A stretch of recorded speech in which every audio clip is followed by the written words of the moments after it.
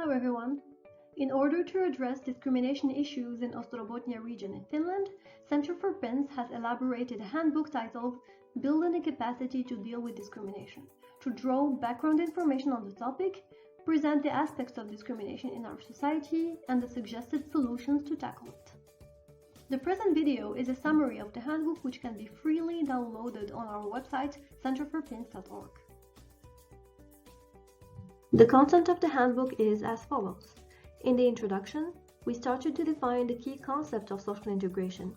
Then we presented some numbers about the population in Ostrobothnia region and its diversity.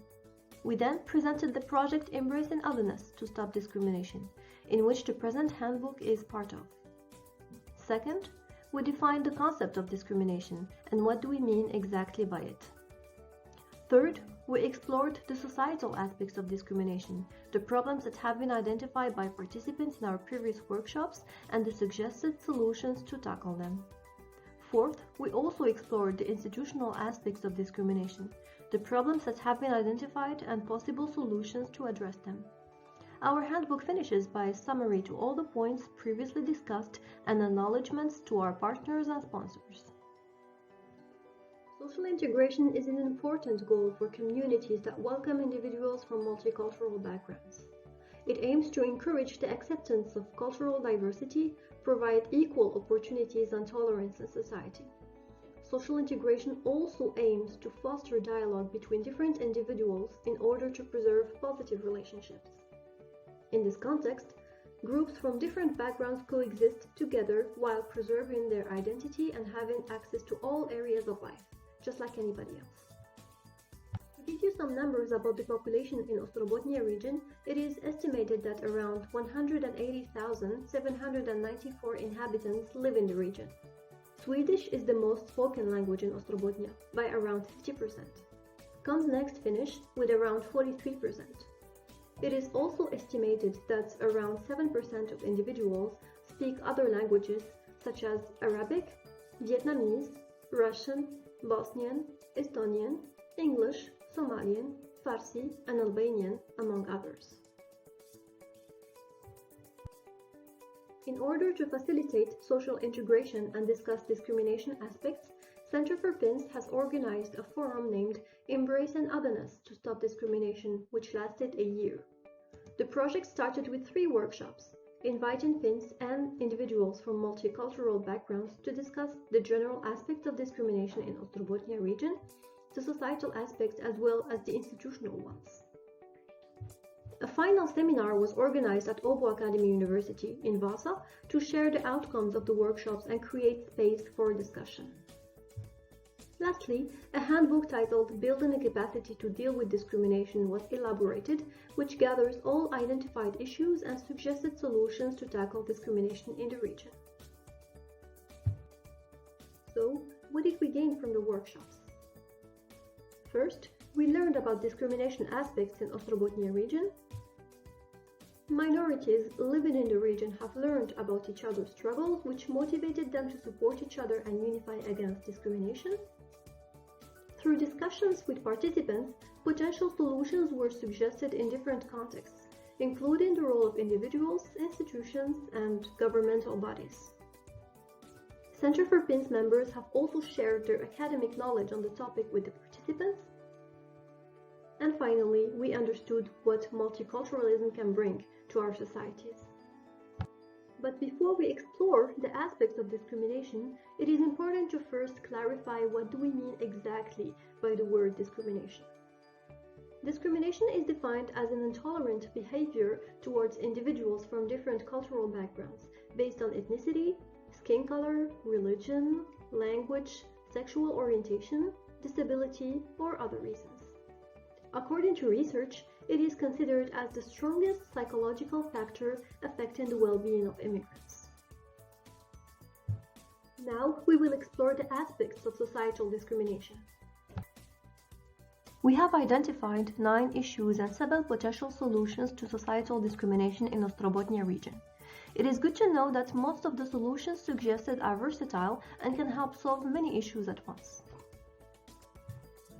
Second, There has been aspects of harassment and aggression through verbal and physical abuse of foreigners by all age groups. We have also heard stories of cyber violence and harassment targeting some local multicultural NGOs. These harassment aspects lead to feelings of shame and low self-esteem in society. Third, foreigners feel there is prejudice towards them. There are assumptions towards them in terms of behavior, studies, work, and learning abilities. Some also assume that they could be dishonest and steal, for example. Fourth, even some Finns feel discriminated by other individuals once they married a foreigner.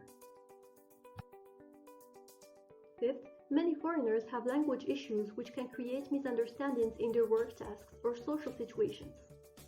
They also sometimes face unequal treatment in restaurants, for example, due to the assumption that they do not speak the local languages. These 5 issues can be solved, for instance, by implementing community integration plans going beyond the refugee plans and equally focusing on immigrants. Integrating peace education in the Finnish educational system as early as possible is an excellent way to address many of the issues we face. It would teach pupils about other cultures, empathy, human rights, and being a global citizen. Another way of introducing individuals from different backgrounds is showcasing their life to the public through creative projects by sharing stories from their perspective in Finland. A positive image of multiculturalism in the media should be displayed in different aspects of life, especially their contribution to the labor market. Another important solution would be facilitating intercultural communication in the workplace and educational institutions in order to train people to manage differences in a positive manner. The 6th issue refers to discrimination among nationals. For instance, some Swedish-speaking Finns feel discriminated by Finnish-speaking Finns, and that it is sometimes challenging to live together. Also, some Finnish-speaking children are socialized to be aware of Russian or Swedish speakers, among others. This can be solved by strengthening the bond of common identity and heritage, and address any underlying issues. Peace education is also a key investment that can help prevent such social issues. The 7th issue is about identity issues that sometimes immigrants or refugees suffer from due to the conflict history or harsh economic circumstances of their countries of origin. In this case, it is important that minorities support each other, be assertive, and be part of a positive change in the community by creating environments to make their issues known and fostering understanding with the majority. Then we have the unequal treatment toward people with disabilities that was reported among the participants. They feel left out and they do not receive the same treatment as other people in their communities. The majority often make assumptions about the needs of people with disabilities, which is not always accurate. To address this issue, it is important to give them more decision-making power, more opportunities to speak up about their needs, and they should be well informed about their rights. The public should also be aware on how to efficiently communicate with a person with disability. The last point of this section is about issues of expressing tolerance and intolerance, which means that some people feel discouraged to share their opinion out of fear of being called racist. There are also negative attitudes towards people who are tolerant towards some individuals who commit crimes because they come from a certain background. Now the question that is often asked: to which extent should individuals be tolerant? What should be tolerated and what entails taking measures against it? This needs creating more spaces for debates in order to give the right definitions for racism, but also when law enforcement is needed in case of crime perpetration. Peace education and intercultural communication can always support in that. Now we will explore the aspects of institutional discrimination discussed in our workshops. We have identified 9 issues and 7 possible solutions. Many of our participants with a foreign background have reported that there is segregation, or in simpler words, separations in neighborhoods. They are often offered apartments in neighborhoods with bad reputation. Sometimes they are even offered apartments with poor maintenance, often occupied by mentally ill individuals or people with addiction problems. If they want a better option, they are left with no other choice but to pay a higher price. One of the things that should be done to address housing issues in general is to inform the tenants about their rights and obligations. The housing company should adopt an active, participatory approach to engage residents for an efficient communication. The second point is about negative perceptions towards foreigners. Many feel discouraged to express their opinions and rights because some nationals insinuate they are less entitled than them. In case of confrontation involving the authorities, foreigners are believed to be less credible than Finns. Possible solutions include those we have mentioned in the previous section, such as intercultural communication. Third, most of our participants have agreed that there is discrimination on the job markets based on foreign origins. They struggle to find jobs that fit their skills and ambitions, and it is difficult to land leadership positions for people with dual citizenships. Predetermined profiles seem to exist rather than the job requirements advertised for. Foreign names also seem to decrease chances to land a job. There are many things that can address this issue. More cooperation between universities and organizations in the same sector should be done to fill the gap between the academic world and the job market.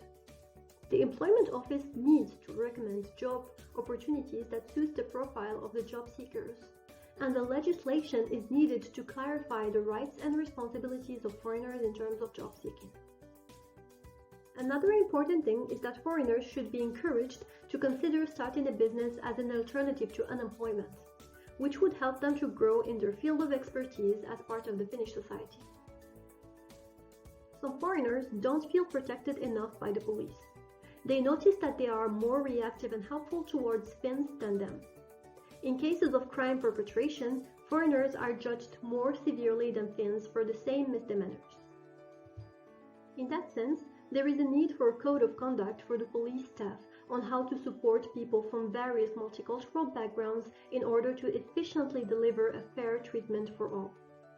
A service specialized in cybersecurity is also needed to protect its residents from online threats and harassments.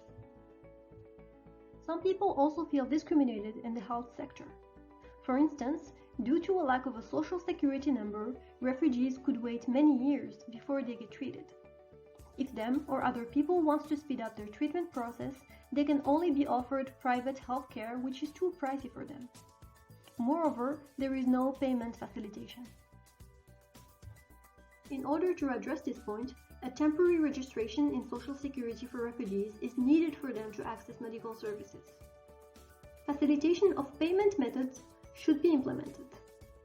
Communication between practitioners in cities and villages needs to be improved in terms of exchanging records of patients.